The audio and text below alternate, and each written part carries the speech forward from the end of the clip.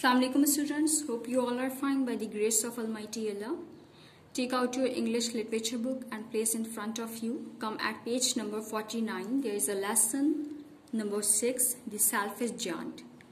This is only for reading purpose, so listen to me carefully and after this, read as much as you can. I am reading for you. Every afternoon as they were coming from school, the children used to go and play in the giant's garden. It was a large, lovely garden with soft green grass. Here and there over the grass stood beautiful flowers like stars, and there were 12 peach trees that in the springtime broke out into delicate blossoms of pink and pearl, and in the autumn bore rich fruit. The birds sat on the trees and sang so sweetly that the children used to stop their games in order to listen to them. "How happy we are here," they cried to each other.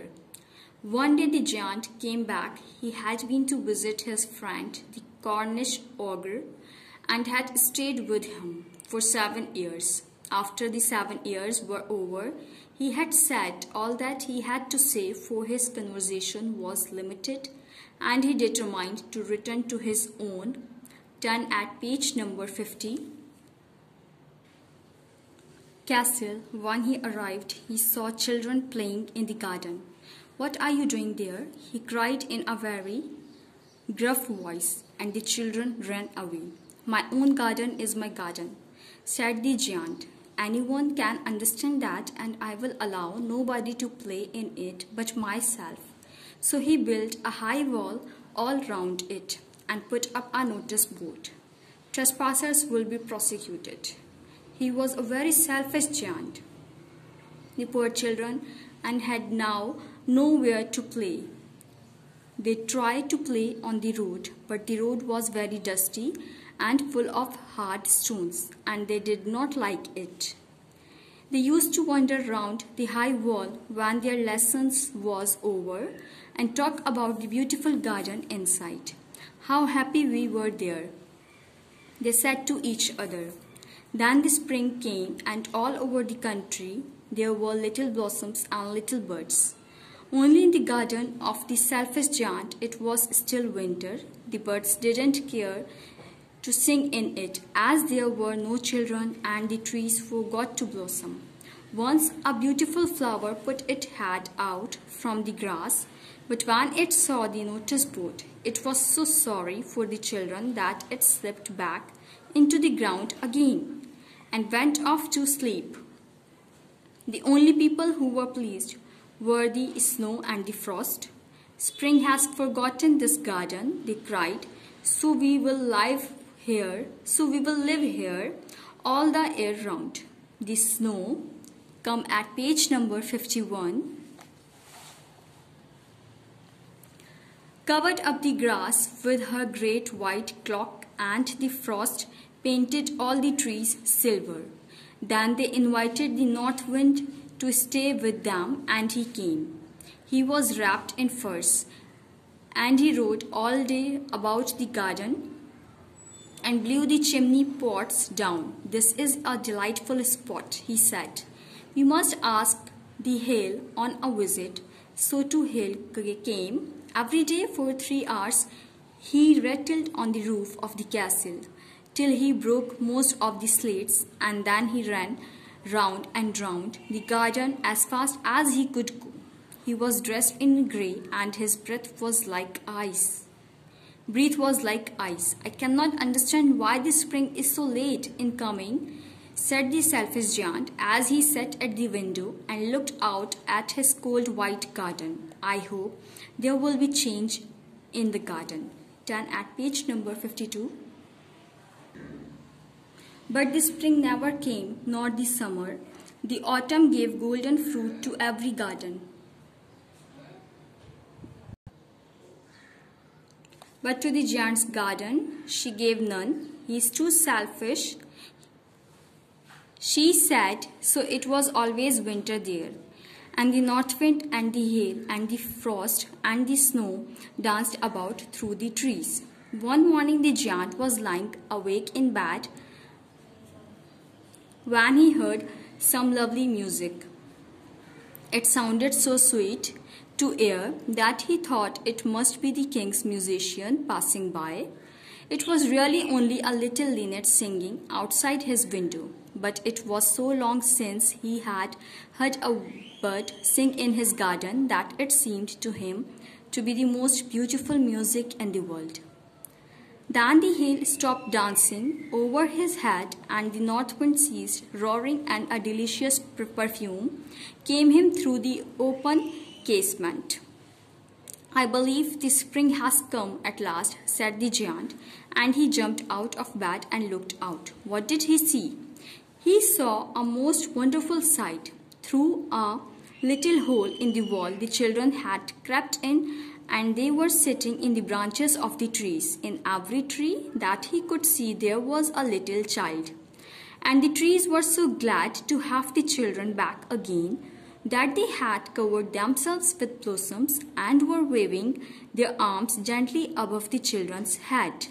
The bird, turn at page number 54, were flying about and twittering with delight, and the flowers were looking up through the green grass and laughing. It was a lovely scene. Only in one corner, it is still winter, it was the farthest corner of the garden, and in it was standing a little boy. He was so small that he could not reach up to the branches of the tree, and he was wandering all round it.